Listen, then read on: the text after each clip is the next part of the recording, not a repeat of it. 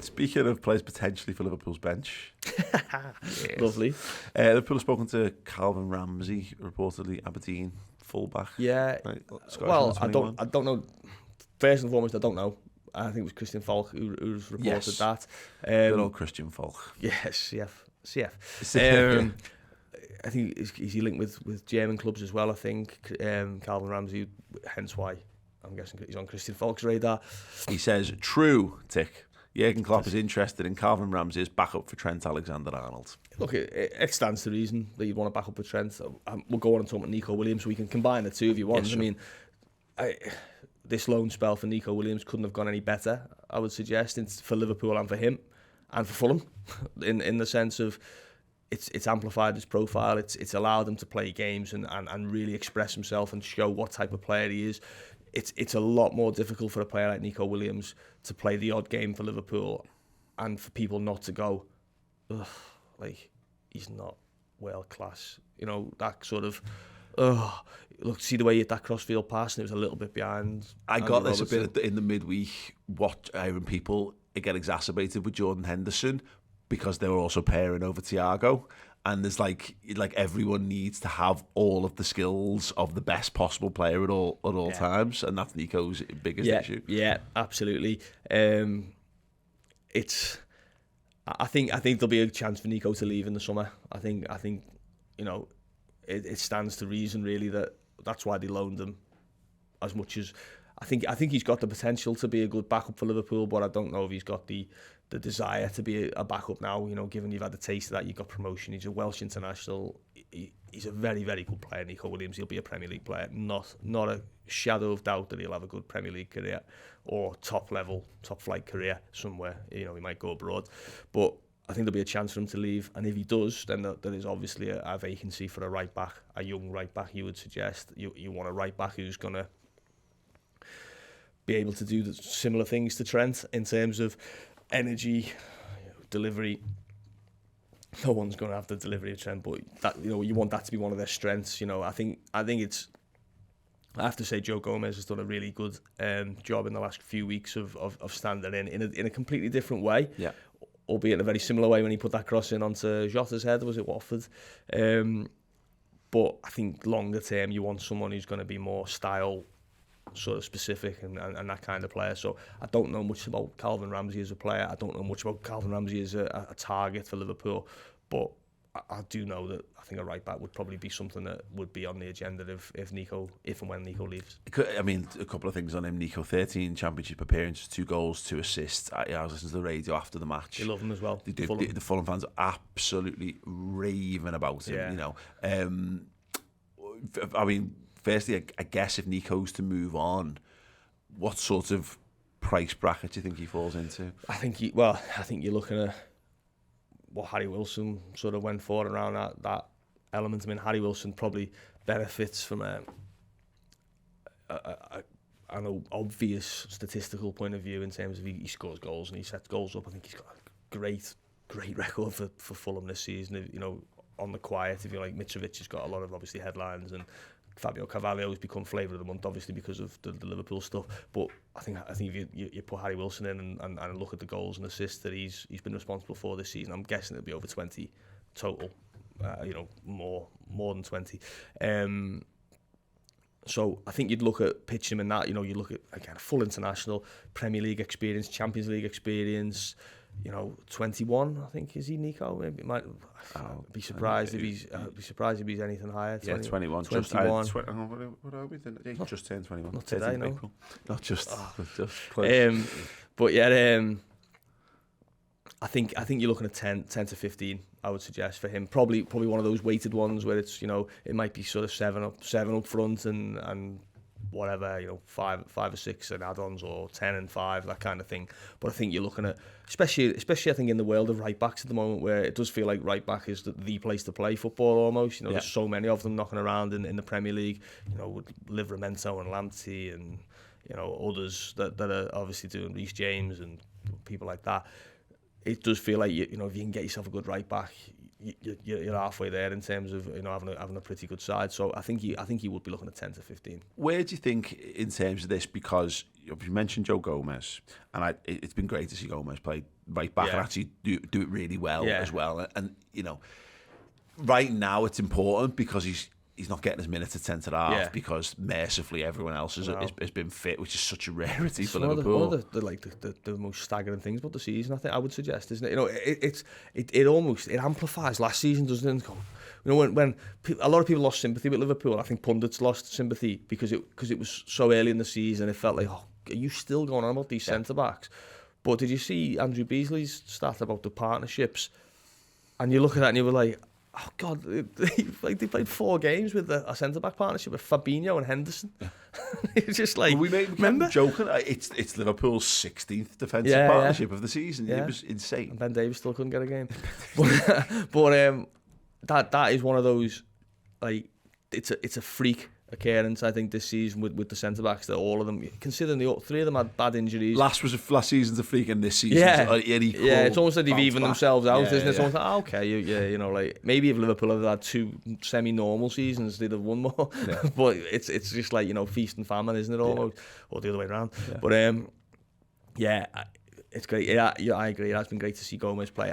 It's always been great because I've been saying it all season that there will be a time when Joe Gomez is needed and he's going to be fine, and don't write him off and that kind of thing. It's time to leave a prisoner Mexico, and let his Scotty dances with the ogre. He plays the side of Manny and Firmino. Oh, Luis Diaz sends us fucking loco. Whoa, Luis Diaz. Whoa.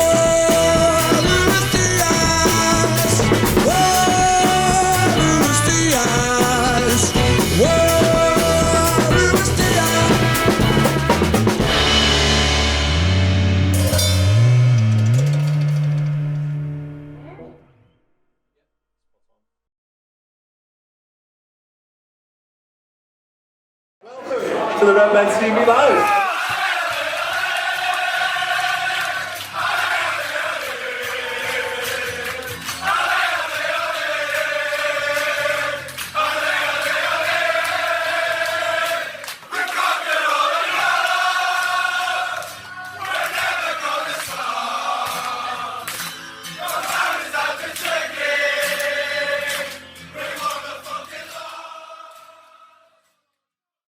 I guess the concern in this is because Liverpool, what I'm kind of driving at is you've got to squad manage, and you don't want to leave yourself in a situation like last season where it's okay, we only need X number of centre-halves or X number in a position because someone else can do a job there. Yeah.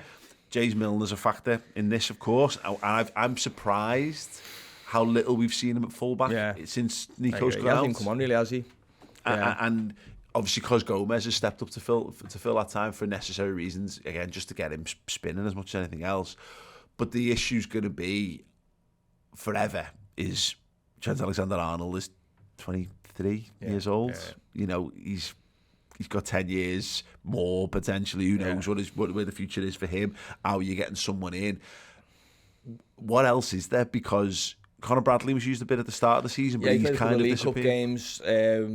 Obviously had a tough one. I don't think we've seen him since he played Leicester, I think just before Christmas, and he went off at half-time. Neco actually played right wing and then moved back in the second half. Good player. I think Conor Bradley and Owen Beck probably will be in the loan bracket for next season of let's see if they can get them out and get them a few games. So obviously, I think I have to admit, Conor, I've got more enthusiasm about Beck longer term than Bradley, but there are a lot of people at the academy who are the opposite way who say, don't you worry about Conor Bradley, once he fills out he'll become a player. The Athletic went big on him in the summer, didn't he? Kiefer O'Neill did a big feature on him and how, his development and it was very glowing. He's played for Northern Ireland already, exactly. He's a full international. He's obviously got a lot of talent, and they are very important when the academy teams play those fullbacks. They do a very passable impression of Robertson and Trent in terms of the output and the energy and the sort of the positions they take up. So there is that element to it, but I think Bradley will be out on. I'd be surprised if he was right back next season. I think he's going to have to play some first team football somewhere, and then see see how he's developed when he gets into 19, 20 years of age. In that regard, then, because this is the issue, is that he'll be 19, Conor Bradley in July, so will Calvin Ramsey as well. You know, you're getting players in the similar sort of bracket. Is that what Liverpool are looking at, really? Because this is why I think the Milner thing complicates it. Is at the moment you've got James Milner, you wouldn't be like, we've got to have Milner in this position. He needs the X, Y, and Z. But because he can plug so many gaps, that's why he's always on the bench. Exactly, it's a bit underestimated. He's probably. Is their choice right back at this point? Yeah, he's saying he's masking a few sort of issues that he maybe haven't considered. I think they will have considered this, and obviously I think it looks like Milner's gonna. There's a good chance he leaves, Milner. I think in that regards, there's been obviously no progress. There was a little bit of Jürgen saying that he'd like him to stay and this kind of thing. I'm not sure Milner will be overly enamoured by the amount of minutes he's had recently. I know what I don't think he'd sort of have complaints in the sense of why is he playing instead of me, but he wants to play every game, Milner. Yeah. He still believes he can start games and play games, and fair play to him. So yeah, I think he will be missed. He'll be missed, and I think he leaves a hole in midfield first and foremost. I think once he's gone, you go, wow, like all of a sudden then who's your sort of last 5, last 10 killer, if you want to call it that. He comes on and sort of shuts games down. Oxlade-Chamberlain's not that. Harvey Elliott's not that. Curtis Jones isn't really that, although he's had a few where he has been sent on late in games. But I think I think right back, it wouldn't surprise me at all to see Liverpool in for someone like that. So a 19-year-old who's played top flight football and has got some potential, maybe is one that you have for a couple of years and see how he develops, and maybe you can make a profit on that kind of thing. It wouldn't amaze me if that was the kind of sign Liverpool made. Or a right-footed Kostas Tsimikas from out of nowhere. I tell you, he's put a few balls in with his right foot. Kostas, he put Forest, wasn't it? And there was a couple against Benfica where you're like, Jesus, you've been doing some work. Maybe he's. You've been doing some work at Kirby. There was a player, wasn't there? Who was the player? Was it Morgan Gamps-Pedersen? Was a right footer who taught himself to be a left footer. There was someone else as well who's not a natural, and you'd have thought they were all left foot and they weren't. So yeah, maybe that's Kostas' thing. Just make yourself completely ambidextrous, and you'll play a lot more. Could be the next Vincent Candela. I think he could do that on Chandler. Doing well though, Kostas. Yeah, really popular guy, and obviously making a big impact, isn't he? Yeah, no, really, really impressive. It's when you see those guys who are loving it, and you're like, yeah. Great, because the worst thing you can have is lads who aren't getting the minutes, who think look at me, I should be doing more or whatever, and then they get a bit of a cob on, and you say, just get rid. But the idea, he just looks made up with his He does. You see him in the warm-ups and things like that. I'm sure you watch them when you do your watch-alongs. Did you see on Tuesday? So him and Curtis. Just before they come in, trying to nutmeg each other. Yeah, like fighting, like really digging elbows in and stuff. It was great. Yeah, it was. it was good. Yeah. But yeah, he is probably the benchmark, isn't he? Of like you say, a right foot to Kostas Tsimikas would be great. We've heard that before, haven't we? I remember Neil Atkinson on a thing. This was before the pandemic, just when Liverpool were closing on the league title, and he said, "What Liverpool needs, you just need Dennis Irwin." That was his sort of thing. We need Dennis Irwin. You're like, yeah, good luck. We'll try and find him. But they found one with Tsimikas, so hopefully they find one with the right back, whether it's Neco, Bradley or whoever. Yeah, so there you have it, guys. That is a clip from this week's Journal Insight with Neil Jones. If you want to catch the whole show, it is streaming now on Redmen Plus, both in video and podcast forms. The guys also chat about Sadio Mane's contract, Liverpool's potential new shirt sponsors, and a whole lot more. So yeah, head on over to redmenplus.com, sign up to Redmen Plus, and get that show and all the other amazing content we're producing for you. Thank you so much for checking the video. If you want more from us, then do consider joining Redmen Plus, which funds everything we do here for free on YouTube. But not just that, we're going to give you a whole bunch of incredible Liverpool content in podcast and in video form, extra Redmen TV shows and documentaries, features and interviews with Liverpool legends past and present. Get closer to the city, to the football club that we all love on redmenplus.com. Click the button, head over there now.